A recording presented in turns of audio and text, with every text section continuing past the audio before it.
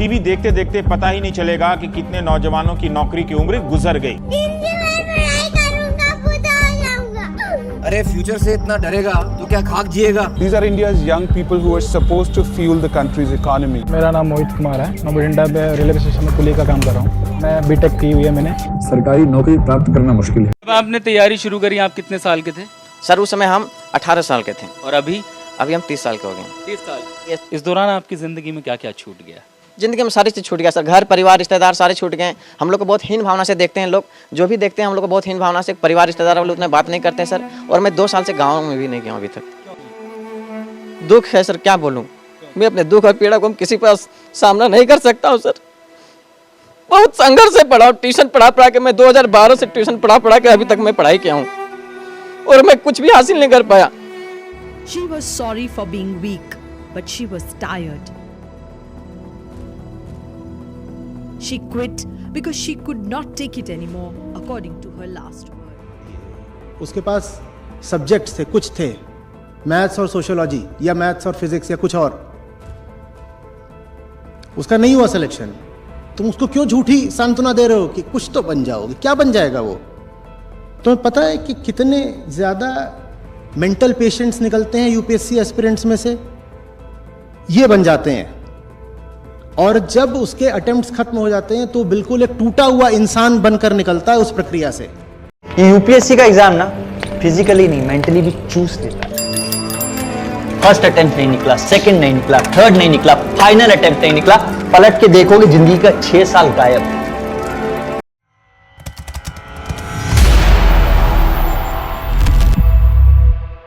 मान लीजिए अगर इंडिया में सभी कोचिंग सेंटर्स बंद हो जाए तो क्या तब भी गवर्नमेंट जॉब्स और कॉलेजेस में स्टूडेंट्स का सिलेक्शन होगा?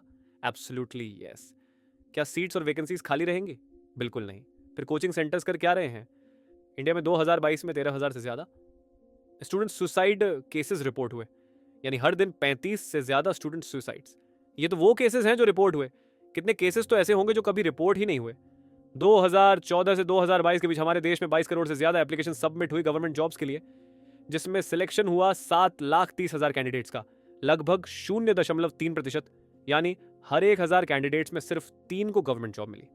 एक बात बताइए, अगर आईआईटी में टैलेंटेड स्टूडेंट्स सेलेक्ट होते हैं तो उनको कोचिंग की जरूरत क्यों? और वो भी 11वीं क्लास से, कुछ को 9वीं क्लास और कुछ को तो 6ठी क्लास से। Hello friends, welcome to better life. Students को देश का फ्यूचर कहा जाता है, बट फ्यूचर के साथ क्या हो रहा है? फ्यूचर तो बचा ही नहीं है अभी कुछ। फ्यूचर में बचा क्या है? 4 साल की तो जॉब ही कर दी, उसके बाद बोल रहे कंपनी में पता नहीं, जैसे बोल रहे होगा नहीं होगा। उनका फ्यूचर क्या होगा? सरकार हमारे फ्यूचर के बारे में सोचे और जितना हम जॉब के लिए स्ट्रगल कर रहे हैं उसके लिए हमारी सुने। मेरी सरकार से यही अपील है। एनसीआरबी यानी नेशनल क्राइम रिकॉर्ड्स ब्यूरो के अकॉर्डिंग देश में स्टूडेंट सुसाइड हर साल 4% से बढ़ रहे हैं। 2022 के डेटा के अकॉर्डिंग एक साल में 13,044 स्टूडेंट्स ने सुसाइड किया। ये आंकड़े सिर्फ नंबर्स नहीं है, बल्कि हमारे एजुकेशन सिस्टम और कोचिंग इंस्टीट्यूट्स की सच्चाई को दिखाते हैं। हर साल हजारों स्टूडेंट्स अपनी जान इसलिए ले रहे हैं क्योंकि उन पर कंपटीशन और फेलियर का इतना दबाव होता है कि उन्हें अपनी जिंदगी का कोई और रास्ता ही नहीं दिखता। कोचिंग इंस्टीट्यूट्स, पेरेंट्स और सोसाइटी का एक कॉमन बिलीफ है कि अगर तुमने एक अच्छी नौकरी या अच्छा कॉलेज नहीं पाया तो तुम्हारी जिंदगी खत्म है। लेकिन ये सोच ही स्टूडेंट्स को मेंटल प्रेशर में डाल देती है। कोटा, जो कोचिंग इंडस्ट्री का सबसे बड़ा हब है, वहाँ हर साल लाखों बच्चे कॉम्पिटिटिव एग्जाम्स की तैयारी करने आते हैं, लेकिन सिलेक्शन रेट इतना कम है कि ज़्यादातर स्टूडेंट्स या तो ड्रॉप करके सालों तक कोचिंग में फंस जाते हैं या फिर एक्सट्रीम स्ट्रेस और डिप्रेशन में चले जाते हैं। नुकसान है, यही तो नहीं समझते लोग। बच्चे 2 साल में कोटा से निकल जाते हैं। कोटा सालों तक बच्चों से नहीं निकलता। क्या करता है कोटा? तुमको दुनिया से काट के अलग रख देता है। माँ बाप, भाई बहन, रिश्तेदार, दोस्त यार सब पीछे छूट जाते हैं और यहां पे तुम रह जाते हो अकेले। और नहीं मिला ना तो फिर मिलती है जेलेसी, चुभन, सेल्फ डाउट। भाई साहब कॉन्फिडेंस गिर जाता है। फिर जितना दुनिया नहीं समझती ना उतना आदमी खुद को लूजर समझने लगता है। 2023 में कोटा में ही 30 से ज्यादा स्टूडेंट्स ने सुसाइड कर लिया। सोचिए, वो बच्चे जो अपनी जिंदगी संवारने के लिए वहां आए थे, उनकी जिंदगी ही खत्म हो गई। कोचिंग इंडस्ट्री की मोटी कमाई तो होती रहती है, लेकिन स्टूडेंट्स की जिंदगी दांव पर लग जाती है। मेंटल स्ट्रेस सिर्फ कोटा तक सीमित नहीं है। हर साल लाखों स्टूडेंट्स कॉम्पिटिटिव एग्जाम्स की तैयारी करते हैं और जब सिलेक्शन नहीं होता तो गिल्ट और डिप्रेशन में चले जाते हैं। पेरेंट्स भी कई बार उम्मीदों का इतना बोझ डाल देते हैं कि स्टूडेंट्स खुद को फेलियर महसूस करने लगते हैं। साल 2024 में 6 अगस्त से 2 सितंबर के बीच टोटल 1,66,000 कैंडिडेट्स ने हरियाणा में स्वीपर की पोस्ट के लिए अप्लाई किया, जिसमें से लगभग 6,000 कैंडिडेट पोस्ट ग्रेजुएट्स और 40,000 ग्रेजुएट्स थे। अब सोचिए, एक ऐसा देश जहां लाखों स्टूडेंट्स सालों तक पढ़ाई करते हैं, कोचिंग इंस्टीट्यूट्स पर लाखों रुपए खर्च करते हैं, वो आखिर में सिर्फ एक स्वीपर की नौकरी के लिए अप्लाई कर रहे हैं। 6,000 पोस्ट ग्रेजुएट्स और 40,000 ग्रेजुएट्स के पास इतनी डिग्रीज और सर्टिफिकेट्स होने के बावजूद उन्हें कोई अच्छी नौकरी नहीं मिली। बेरोज़गारी हरियाणा में इतनी है कि बेरोज़गारी की हद पार हो रही है। घर वाले भी प्रेशर डाल रहे हैं कि जॉब करो, कहीं से भी पैसे लेके आओ। जिसके लिए हम जाते हैं, कॉन्ट्रैक्ट बेस पे जॉब मिलती है, वो 2 महीने 3 महीने रखते हैं, उसके बाद घर भेज देते हैं। हर बच्चा यही चाहता है कि मैं सरकारी जॉब में पहुंचूं, अपनी घर की अर्थव्यवस्था को सही करूं। मेन मकसद तो यही होता है हर आदमी का, क्योंकि सरकारी जॉब एक ऐसी जॉब है कि वो आदमी के मरते दम तक साथ देती होगी। इसलिए हर आदमी सोचता है चाहे चपरासी की मिल जाए लेकिन सरकारी मिल जाए। तो आखिर गलती कहाँ हो रही है? ये अनएम्प्लॉयमेंट का सबसे बड़ा उदाहरण है। Statistics, Government of India statistics and private statistics tell us that the unemployment is at its worst ever recorded, ever since we started recording unemployment data. और इसकी एक बड़ी वजह कोचिंग कल्चर और फ्लॉड एजुकेशन सिस्टम है। Coaching institute सिर्फ rote learning सिखाते हैं, यानी एग्जाम क्लियर करने की ट्रिक्स, लेकिन रियल वर्ल्ड स्किल्स नहीं सिखाते। जब स्टूडेंट्स कोचिंग में 2-3 साल लगा देते हैं और फिर भी सिलेक्शन नहीं होता, तो उनके पास कोई दूसरा करियर ऑप्शन नहीं बचता। गवर्नमेंट जॉब्स की सीट्स लिमिटेड होती हैं, प्राइवेट जॉब्स के लिए रिक्वायर्ड स्किल्स उनकी कोचिंग में नहीं सिखाई जाती, और हायर एजुकेशन भी हर किसी के लिए अफोर्डेबल नहीं होती। नतीजा ये होता है कि हाईली एजुकेटेड लोग भी ऐसी जॉब्स के लिए अप्लाई करने पर मजबूर हो जाते हैं जो उनकी क्वालिफिकेशन से बहुत नीचे होती हैं। इंडिया में स्टूडेंट्स और गवर्नमेंट जॉब एस्पिरेंट्स अपने सबसे प्रोडक्टिव ईयर्स कोचिंग इंस्टीट्यूट्स में एक एग्जाम की तैयारी करने में लगा देते हैं। मेरा दिन भी ना हिंदू से शुरू होता है और योजना कुरुक्षेत्र में खत्म। यहाँ तक कि मुझे तो लगने लगा यार लक्ष्मीकांत मेरे कोई खासम खास दोस्त हैं, ये जीसी लियोंग, बिपिन चंद्रा मेरे चचा हैं। इकोनॉमिक सर्वे और स्पेक्ट्रम दूर के रिश्तेदारों के ताने देते हैं कि यूपीएससी इतना आसान नहीं है। रोज सेम खाना खाता हूँ मैं टू सेव टाइम, फिर भी सिलेबस है कि खत्म नहीं हो रहा है। मूवीज और क्रिकेट देखने से संन्यास ले रखा है मैंने। नोट्स बना बना के अंगूठे के फिंगरप्रिंट बदल गए मेरे। 3rd वर्ल्ड वॉर के सपने आते हैं मेरे को मैडम, जो चाइना ने इंडिया पे बम फोड़ दिया। ऐसे और 50 टेंशन है, फिर भी अपना never say die attitude up रखना पड़ता है हमेशा। लेकिन जॉब या कॉलेज कितनों को मिलती है? यूपीएससी सिविल सर्विसेज में 0.2%, नीट में 7% और एसएससी में 2%। बाकी एग्जाम्स में भी मैक्सिमम 2 से 5% को ही गवर्नमेंट जॉब्स या ड्रीम कॉलेज मिलती है, और 90% से ज़्यादा जो स्टूडेंट्स और एस्पिरेंट्स बच जाते हैं उनका क्या होता है? सबसे ज़्यादा नुकसान उन स्टूडेंट्स का होता है जो 2 से 3 साल कोचिंग में लगा देते हैं और फिर भी फेल हो जाते हैं। उनके पास ना जॉब होती है, ना कोई दूसरी स्किल, और ना ही कॉन्फिडेंस कि अब वो कुछ नया कर सकते हैं। I'm so sorry, no, this journey has nothing positive for me. मेरे लिए कुछ भी पॉजिटिव नहीं निकला। If I'll get a chance to redo it, I'll probably never do it. Coaching institutes सिर्फ एग्जाम क्रैकिंग टेक्निक्स सिखाते हैं, लाइफ स्किल्स नहीं। रिजल्ट ये होता है कि स्टूडेंट्स के पास सिर्फ वही इन्फॉर्मेशन रह जाती है जो उन्होंने बार बार प्रैक्टिस की थी, लेकिन वो इन्फॉर्मेशन रियल वर्ल्ड में पैसे कमाने में काम नहीं आती। जब ये स्टूडेंट्स जॉब मार्केट में जाते हैं तो उन्हें पता चलता है कि प्राइवेट कंपनियों को वो स्किल्स चाहिए जो उन्होंने कभी सीखे ही नहीं, और सरकारी नौकरियों के लिए प्रतिस्पर्धा इतनी ज़्यादा है कि ज़्यादातर स्टूडेंट्स रिजेक्ट हो जाते हैं। कोचिंग इंस्टीट्यूट्स हो या ना हो, गवर्नमेंट जॉब्स और कॉलेजेस, वैकेंसीज और सीट्स तो सेम ही रहती हैं। कोचिंग इंस्टीट्यूट्स का सबसे बड़ा दावा यही होता है कि हम आपके सिलेक्शन की गारंटी देते हैं, लेकिन रियलिटी क्या है? सोचिए, हर साल लाखों स्टूडेंट्स कोचिंग इंस्टीट्यूट्स ज्वाइन करते हैं, लेकिन क्या इससे गवर्नमेंट जॉब्स या कॉलेजेस में सीट्स बढ़ जाती हैं? नहीं। यूपीएससी की टोटल वैकेंसीज हर साल लगभग 1000 ही रहती हैं। नीट के थ्रू गवर्नमेंट मेडिकल कॉलेजेस में सीट फिक्स्ड होती हैं। आईआईटीज़ और एनआईटीज़ की सीट्स भी लिमिटेड हैं। पूरे भारत में 7 लाख से ज़्यादा बच्चों के 10th में 90% से ऊपर नंबर आते हैं। अगर सीबीएसई में 2 लाख से ऊपर, और आईटी में सीट्स कितनी हैं? मात्र 5273। अगर सिर्फ 90% वाले बच्चे भी आईटी का एग्जाम दें तो भी 99% बच्चों का नहीं हो पाएगा। कोचिंग इंस्टीट्यूट्स कितने भी स्टूडेंट्स को प्रिपेयर करा लें, सिलेक्शन सिर्फ उतने ही स्टूडेंट्स का होगा जितनी वैकेंसीज हैं। फिर सवाल उठता है कि अगर कोचिंग इंस्टीट्यूट्स होने से ज़्यादा एस्पिरेंट्स का सिलेक्शन नहीं हो रहा, तो लाखों स्टूडेंट्स कोचिंग पर इतना पैसा क्यों खर्च कर रहे हैं? ये जो अखबारों में इश्तिहार देख के, होर्डिंग्स देख के 100% सिलेक्शन गारंटीड, हम भी बोलते हैं 100% सिलेक्शन गारंटीड, ये देख के जो तुम चले आते हो ना, कोई गारंटी नहीं है।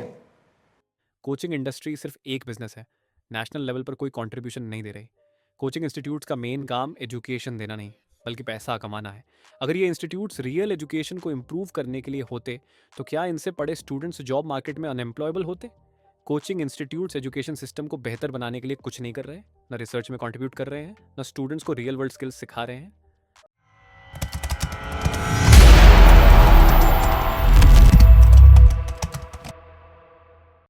कोचिंग इंडस्ट्री को सफलता की कुंजी बताया जाता है, लेकिन असल में यह लाखों छात्रों को बेरोजगारी के जाल में फंसा रही है।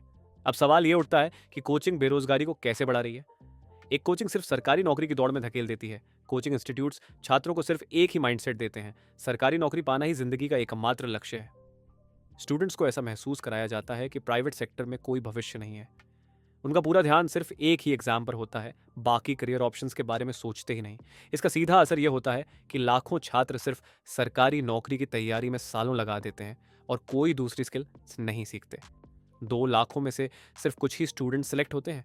हर साल करोड़ों लोग सरकारी नौकरी की तैयारी करते हैं, लेकिन सीट्स सिर्फ हजारों में होती हैं। यूपीएससी में 99.9% लोग रिजेक्ट हो जाते हैं। एसएससी, बैंकिंग, रेलवे, हर जगह सिलेक्शन रेट सिर्फ 2 से 5% के बीच होता है। कई परीक्षाएं सालों तक नहीं होती और जब होती हैं तो पेपर लीक हो जाते हैं। मतलब 90% से ज्यादा स्टूडेंट सिलेक्शन के बिना रह जाते हैं और उनके पास कोई दूसरा प्लान नहीं होता। तीसरी, कोचिंग के स्टूडेंट्स दूसरी स्किल्स नहीं सीखते। कोचिंग में स्टूडेंट्स को सिर्फ रटने और एमसीक्यूज हल करने की ट्रेनिंग दी जाती है। Critical thinking, problem solving, communication skills जैसी ज़रूरी चीज़ें वे सीख ही नहीं पाते। सिर्फ वही पढ़ाया जाता है जो एग्जाम में पूछा जाएगा। अब अगर एग्जाम क्लियर नहीं हुआ तो उनके पास कोई स्किल नहीं होती जिससे वे प्राइवेट सेक्टर में जॉब पा सकें। प्राइवेट सेक्टर में लाखों जॉब्स अवेलेबल हैं, लेकिन कंपनीज को ऐसे लोग चाहिए जो रियल वर्ल्ड स्किल्स रखते हों।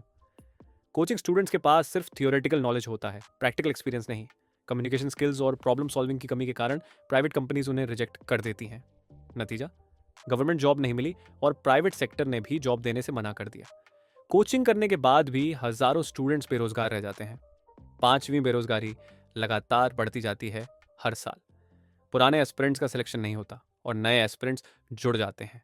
कंपटीशन बढ़ता जाता है, लेकिन जॉब्स की संख्या वही रहती है।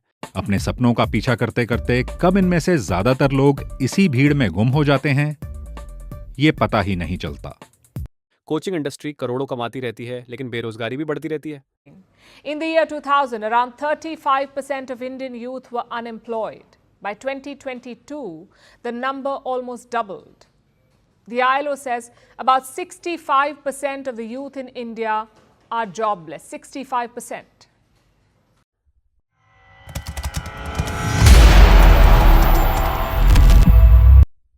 दो 2024 के डेटा के अकॉर्डिंग इंडिया में कोचिंग 58,000 करोड़ की इंडस्ट्री है और 2028 तक प्रोजेक्ट किया जा रहा है 1.3 लाख करोड़ तक पहुंचने का।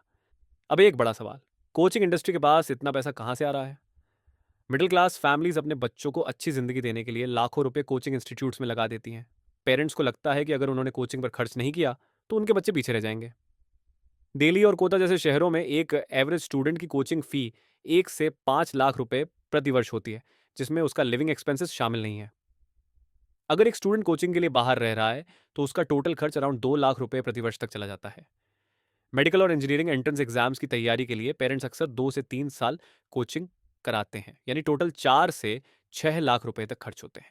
टाइम्स ऑफ इंडिया की एक सर्वे के अकॉर्डिंग 70% मध्यम वर्ग की परिवार या तो लोन लेती है या फिर अपनी सेविंग्स का एक बड़ा हिस्सा इन कोचिंग सेंटर्स की फीस भरने में लगा देते हैं। एक मेरा दोस्त था, मतलब कोचिंग में, उसके पेरेंट्स ने खेत गिरवी रख के भेजा था, तो वो बता रहा था मैं अपने पेरेंट्स को भी कैसे बताऊं कि मतलब यहाँ पे पढ़ाई वढ़ाई नहीं हो रही और मेरा मन भी नहीं कर रहा। अब वो मतलब बहुत प्रेशर में था।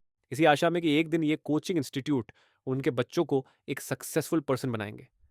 पेरेंट्स इस उम्मीद में अपनी सारी सेविंग्स कोचिंग में लगा देते हैं कि उनका बच्चा एक दिन बड़े पद पर पहुंचेगा, लेकिन जब सिलेक्शन नहीं होता तो ना सिर्फ स्टूडेंट्स का फ्यूचर अनसर्टन होता है बल्कि पेरेंट्स भी फाइनेंशियल स्ट्रेस में चले जाते हैं। अब सवाल यह है, क्या कोचिंग इंस्टीट्यूट्स स्टूडेंट्स को एक बेहतर फ्यूचर दे रहे हैं या सिर्फ एक हाई स्टेक्स गैम्बल बन गए हैं जहां सिर्फ 2 से 5% लोगों को फायदा होता है और बाकी सब कुछ खो बैठते हैं? कोचिंग इंडस्ट्री स्टूडेंट्स और पेरेंट्स के सपनों पर टिकी हुई है और जब तक ये सिस्टम चलता रहेगा लाखों फैमिलीज का पैसा, टाइम और फ्यूचर इसी में फंसता रहेगा।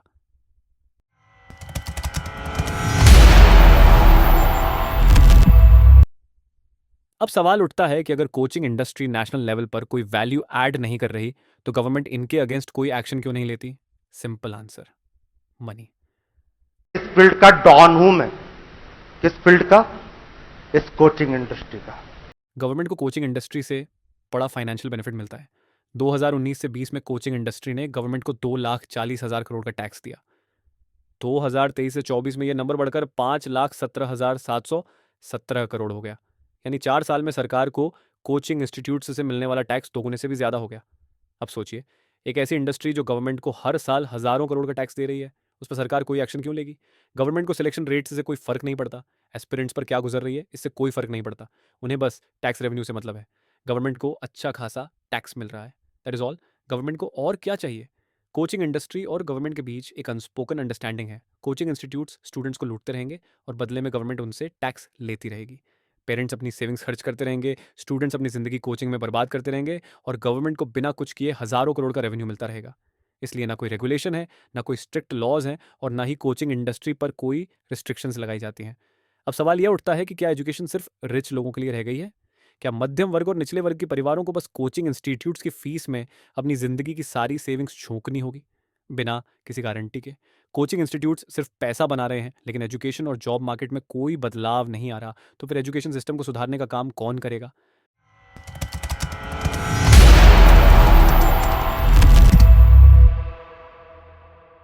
सोचिए, हम सब कहते हैं कि आईआईटी में तो टैलेंटेड स्टूडेंट्स का सिलेक्शन होता है, फिर इन टैलेंटेड स्टूडेंट्स को भी कोचिंग की ज़रूरत क्यों?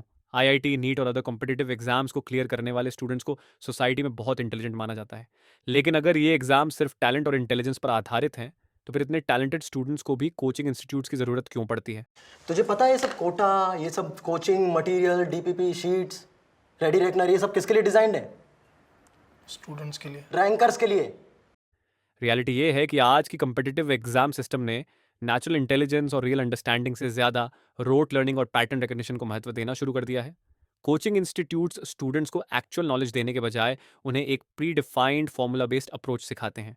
अब हालत ये हो गई है कि कई केसेस में छठी कक्षा से ही कोचिंग स्टार्ट हो जाती है।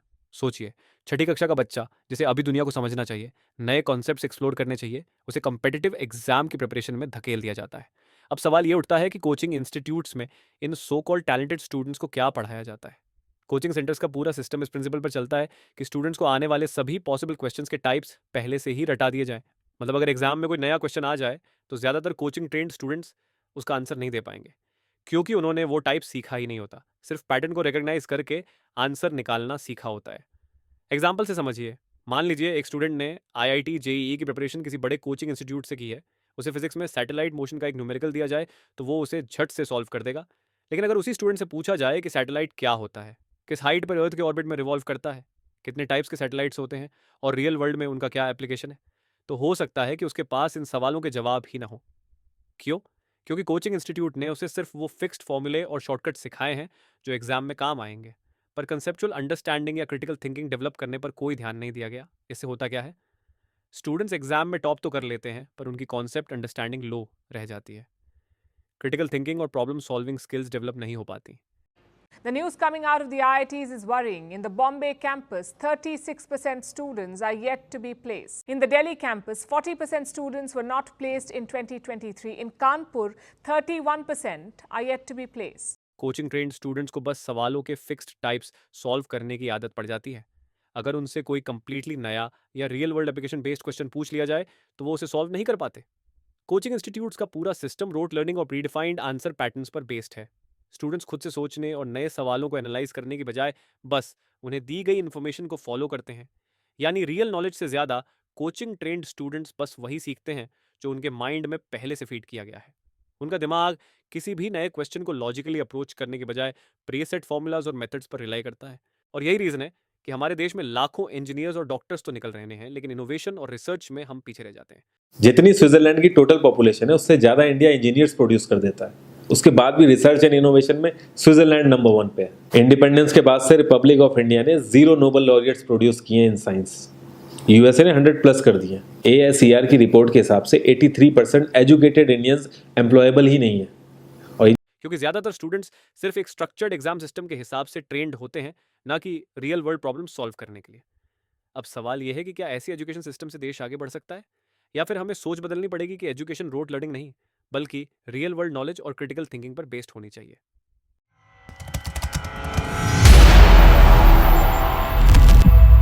इस पूरी प्रोसेस में होता क्या है?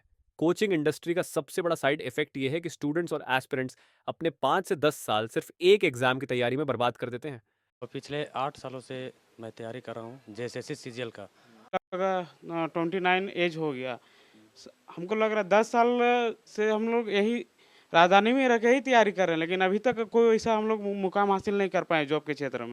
हर साल लाखों स्टूडेंट्स कोचिंग इंस्टीट्यूट्स ज्वाइन करते हैं, अपने करियर के सबसे प्रोडक्टिव ईयर्स इन इंस्टीट्यूट्स में एग्जाम ओरिएंटेड लर्निंग में लगा देते हैं।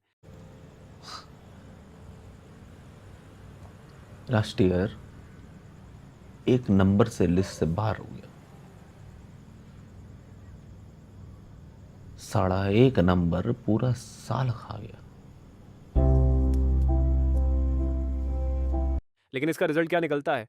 कोचिंग इंस्टीट्यूट्स हर साल हजारों करोड़ का बिजनेस करते हैं, लेकिन इनसे पढ़ने वाले स्टूडेंट्स में से सिर्फ 2 से 5% के अराउंड को ही एक्चुअल बेनिफिट मिलता है, यानी 95% स्टूडेंट्स का सिलेक्शन नहीं हो पाता। और सबसे बड़ी सच्चाई ये है कि जो 2 से 5% स्टूडेंट्स सिलेक्ट होते हैं, उनमें से भी ज़्यादातर इतने केपेबल होते हैं कि बिना कोचिंग के भी सिलेक्ट हो सकते थे। अब अगर हम मान लें कि इन 5% सिलेक्टेड कैंडिडेट्स के अलावा एक्स्ट्रा 5% एस्पिरेंट्स को भी कोचिंग का कुछ इनडायरेक्ट बेनिफिट मिल जाता है, यानी उन्हें किसी दूसरे सेक्टर में जॉब मिल जाए या करियर में कुछ इंप्रूवमेंट हो जाए, तो फिर भी 90% कैंडिडेट्स कोचिंग इंस्टीट्यूट्स में लाखों रुपए और अपने सबसे कीमती साल लगा देते हैं और अंत में उनके हाथ कुछ नहीं आता। कोचिंग इंस्टीट्यूट से निकले एस्पिरेंट्स की सच्चाई, ये 90% कैंडिडेट्स क्या सीखते हैं? वो सिर्फ वही चीज़ें सीखते हैं जो एग्ज़ाम क्लियर करने के लिए ज़रूरी होती हैं, लेकिन जो चीज़ें रियल वर्ल्ड में उनकी ज़िंदगी सुधार सकें वो नहीं सीखते। अब सोचिए, अगर यही 5 से 10 साल ये एस्पिरेंट्स उस फील्ड में काम करने में लगाते जिसमें उनकी नेचुरल स्किल या इंटरेस्ट होता, तो वो आज उस फील्ड में काफ़ी अच्छा कर रहे होते। लेकिन कोचिंग इंस्टीट्यूट्स का ट्रैप ऐसा है कि वो स्टूडेंट्स को ये सोचने ही नहीं देते कि उनके पास कोई दूसरा करियर ऑप्शन भी हो सकता है। कोचिंग इंस्टीट्यूट्स ये माइंडसेट बना देते हैं कि अगर गवर्नमेंट जॉब नहीं मिली तो ज़िंदगी बेकार है। और इस पूरे सिस्टम का सबसे बड़ा फाइनेंशियल बर्डन किस पर पड़ता है? मिडिल क्लास और लोअर मिडिल क्लास पेरेंट्स पर। ये पेरेंट्स अपनी पूरी सेविंग्स और जमा पूंजी कोचिंग फीस में लगा देते हैं, लेकिन जब सिलेक्शन नहीं होता तब सिर्फ ब्रोकन ड्रीम्स और फाइनेंशियल लॉस बचता है। डिप्रेशन, लॉस ऑफ मनी और टाइम वेस्ट। कोचिंग फेलियर का सबसे बड़ा असर मेंटल हेल्थ पर पड़ता है। वो सोचता है कि मैं घर जाके क्या बोलूँगा, मैंने इतना पैसा लगवा दिया, हॉस्टल लिया, कम से कम एक जॉब तो लेके जाऊं मैं। सेल्फ कॉन्फिडेंस जमीन का नीचे घुसा हुआ होता है, इतना पढ़ के भी ना खाली लगता है अंदर से। मेहनत कोई नहीं देखता है, लोग आएंगे, फेलियर का मेडल डालेंगे और बोलेंगे सिंसियर नहीं था ना तो कर नहीं पाया। सिलेक्शन ना होने पर एस्पिरेंट्स फाइनेंशियली कमजोर हो जाते हैं क्योंकि उनके पेरेंट्स की सारी सेविंग्स खत्म हो चुकी होती है। मेंटली टूट जाते हैं क्योंकि उन्होंने सालों तक एक ही चीज़ पर मेहनत की थी और अब उन्हें कुछ और करने की आदत ही नहीं होती। सेल्फ कॉन्फिडेंस खो देते हैं क्योंकि सोसाइटी उन्हें फेलियर्स की तरह देखने लगती है। जब 90% एस्पिरेंट्स के पास ना नौकरी होती है ना कोई वैल्यूएबल स्किल, तब उनके पास क्या ऑप्शंस बचते हैं? क्योंकि कोचिंग इंस्टीट्यूट्स में जो सीखा था वो रियल लाइफ में काम नहीं आता, इसलिए उन्हें प्राइवेट सेक्टर में अनस्किल्ड या सेमी स्किल्ड लेबर के रूप में जॉब्स करनी पड़ती हैं। आज हम देख सकते हैं स्विगी, जेप्टो, ब्लिंकिट जैसी कंपनियों में डिलीवरी जॉब्स करने वाले कई लोग हाईली एजुकेटेड होते हैं। ओला, उबर जैसी कंपनीज में बाइक राइडर्स के रूप में काम करने वाले लोग कभी गवर्नमेंट जॉब एस्पिरेंट्स हुआ करते थे। ऐसा हो जाता है, डिलीवरी का करते हैं, देख सकते हैं आप मेरे वहाँ बैग भी है। फूड डिलीवरी करते हैं पार्ट हाँ, पार्ट टाइम, जैसे कभी कभी जैसे त्यौहार अगर में अगर अच्छा इंसेंटिव मिल जाता है तो उसमें चल जाते हैं। हाँ, उसी से अपना खर्चा। और इसका सबसे बड़ा कारण यही है कि उनके पास दूसरा कोई ऑप्शन नहीं बचा होता, क्योंकि उनके पास कोई प्रोफेशनल स्किल नहीं होती, इसलिए उन्हें कम पैसों पर भी काम करना पड़ता है। उनके पेरेंट्स की सारी सेविंग्स पहले ही कोचिंग फीस में खत्म हो चुकी होती है। उनके पास कोई सॉलिड बैकअप प्लान नहीं होता। उनकी उम्र भी इतनी बढ़ चुकी होती है कि नए करियर में शुरुआत करना मुश्किल हो जाता है। कोचिंग इंस्टीट्यूट्स ने स्टूडेंट्स और पेरेंट्स को एक ऐसा ड्रीम बेच दिया है जो सिर्फ 5% लोगों के लिए रियलिटी बनता है।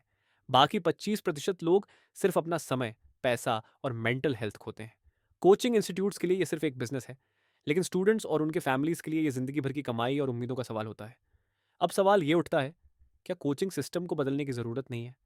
क्या हमें सिर्फ रोट लर्निंग और कोचिंग बेस्ड प्रिपरेशन पर डिपेंड रहना चाहिए या रियल वर्ल्ड स्किल्स और एम्प्लॉयबिलिटी पर ध्यान देना चाहिए?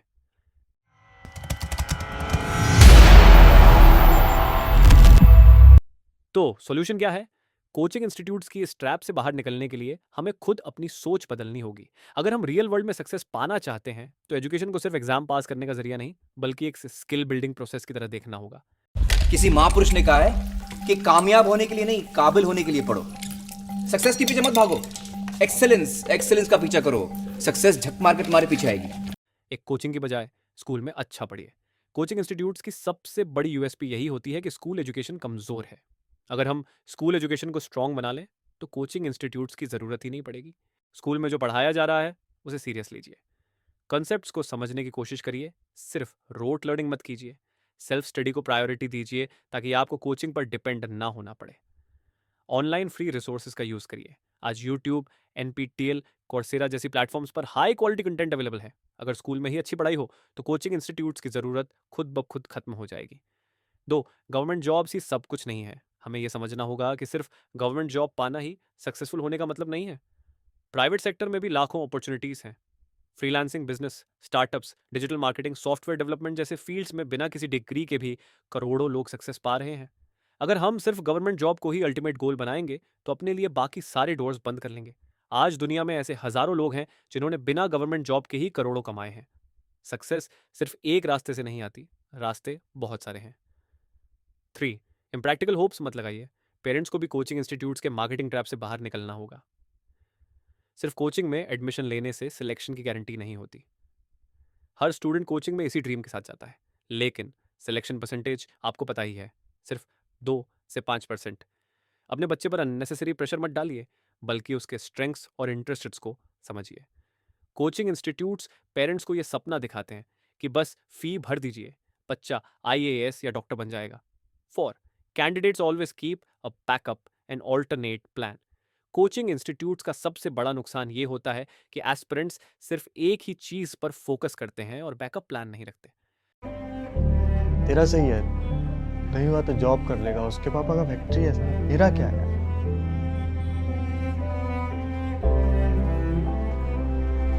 प्लान भी होना चाहिए भाई अभिलाष, बहुत जरूरी है।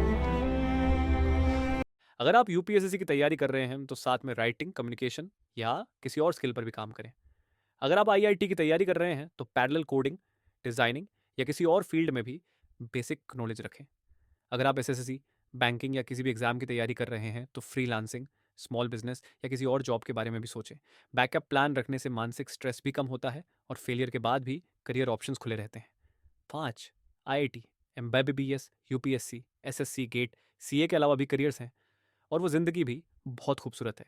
अगर आप इन एग्जाम्स में फेल हो जाते हैं तो इसका मतलब ये नहीं कि आपकी ज़िंदगी खत्म हो गई। आज लाखों लोग software development, data science, digital marketing, blogging, YouTube, business, stock market, freelancing जैसी फील्ड्स में करोड़ों कमा रहे हैं। Photography, music, art, writing, content creation जैसे क्रिएटिव फील्ड्स में भी लोग सक्सेसफुल हो रहे हैं। न्यू एज करियर्स जैसे ethical hacking, AI, ML, blockchain, crypto, cyber security, UI, UX designing में ह्यूज अपॉर्चुनिटीज़ हैं। अगर आप सिर्फ गवर्नमेंट जॉब्स के पीछे भागते रहेंगे तो आप इन फील्ड्स को कभी एक्सप्लोर ही नहीं कर पाएंगे। ज़िंदगी सिर्फ एक रास्ते की मोहताज नहीं होती, रास्ते कई हैं, बस आपको अपना रास्ता ढूंढना है। Thank you.